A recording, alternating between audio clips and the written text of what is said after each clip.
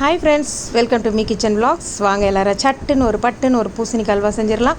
நான் கடவுள் கிருபையில் நல்லா இருக்கேன், நீங்களும் எல்லோரும் கடவுள் கிருபையில் நல்லா இருப்பீங்க நம்புகிறேன் ஃப்ரெண்ட்ஸ். உங்களுக்காக வேண்டிக்கிறேன். இது நம்மளோட தோட்டத்தில் காய்ச்ச மஞ்சள் பூசணிக்காய் தாங்க. இதில் பூசணிக்காயில் இருக்க சதையை தனியாக எடுத்துட்டோம், விதையை தனியாக எடுத்துட்டோம். விதையை பகிர்வுக்கு வச்சுருக்குறோம், சதையை அல்வாவுக்கு வச்சுருக்குறோம். ஸோ நம்ம இப்போ என்ன பண்ணுறோன்னா, அழகாக ஒரு சூப்பராக ஒரு எம்மியாக ஒரு டேஸ்டியாக ஒரு ஈஸியாக ஒரு அல்வா செஞ்சிடலாம்.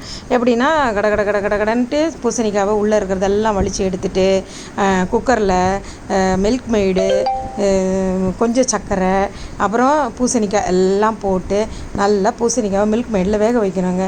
நல்லா வேக வச்சுட்டு வர நேரத்தில் கொஞ்சம் நெய்யை ஊற்றி, உங்கள் தேவைக்கேற்ப நெய்யை ஊற்றி கிண்டிட்டு கொஞ்சம் முந்திரி பருப்பை வெட்டி அதில் போட்டு திருப்பியும் நல்லா கிண்டி எண்ணெய் சுருண்டு வர அளவுக்கு கிண்டிகிட்டே இருந்தீங்கன்னா பூசணிக்காய் அல்வா ரெடி ஆகிடும்.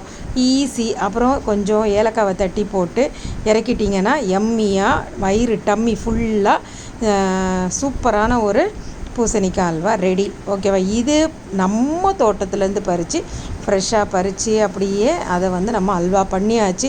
ஏன்னா பெரிய பூசணிக்காய் போது அதை வெட்டுனா பூசணிக்காவை சமைச்சிடணுங்க, இல்லைனா கெட்டு போயிடும். அதனால் அல்வா கிண்டியாச்சு. சூப்பர் டேஸ்ட்டாக இருக்குங்க. 3 இன்க்ரீடியன்ஸ் தான். மில்க் மேடும், சர்க்கரை கொஞ்சம், அப்புறம் பார்த்திங்கன்னா நெய், அப்புறம் முந்திரி பருப்பு. இவ்வளோ தாங்க இதுக்கு தேவை. நல்லா இந்த நெய் பிரிஞ்சு வர நேரத்தில் நீங்கள் ஸ்டவ் ஆஃப் பண்ணிவிடுங்க. ஸோ எம்மியான சக்கரை பூசணி அல்வா ரெடி.